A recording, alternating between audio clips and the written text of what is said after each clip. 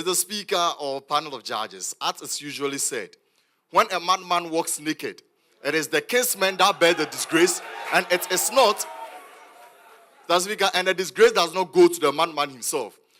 This suffices to say that corruption is not affecting those who are doing the corruption.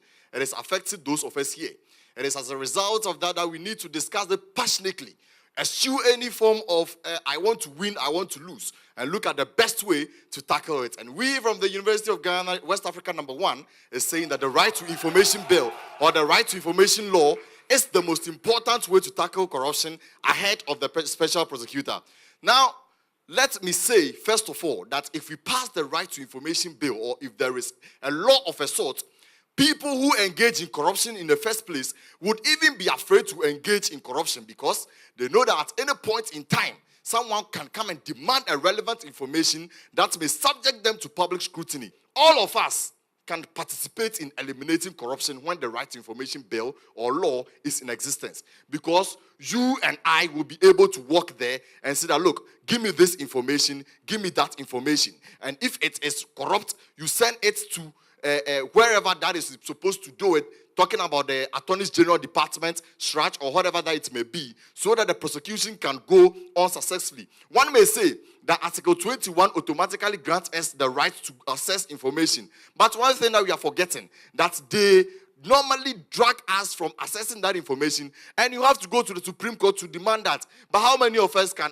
afford legal fees? There are a lot of people that are languishing in jail because they are unable to pay their lawyers, you understand? So this will facilitate the process, and we will be able to demand such information with the less stress that it demands. We are not saying that the special prosecutor is not important. It is important. But if you compare it to the RTI is more important, because if we have only the special prosecutor without the RTI, the special prosecutor would even find it stressful to demand information. But when you have the RTI, we can even send information to the special prosecutor to what? Prosecute issues. So just look at it dispassionately. Which one can do without the other? Mr. Speaker, very finally, you see, it is said that no matter how small the female ant is, the husband is still able to locate the genitals. If we have the right to information bill, if you have the right to information bill, no matter how hard it is to find the information, we citizens like me, myself, I will look for my white skin, go to anywhere I need to go, and get it. Simplicity. Thank you very much. Mr. Speaker,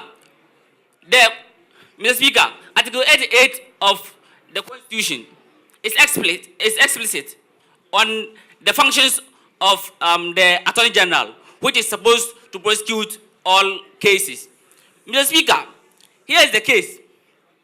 The Attorney General, as we know, is appointed by the President of Ghana. For that matter, is in bed with the President. What makes the Attorney General independent, devoid of any external influences? The Special Prosecutor is sought to be independent, devoid of any political influences. There are several cases people hide under the canopy of political parties, and whenever they do anything or they embezzle funds of the state, they hide under the canopy of the political party to go scot-free. But here's the case: the special prosecutor is sought to come and curb all these political people who hide under political parties to cause financial loss to the state.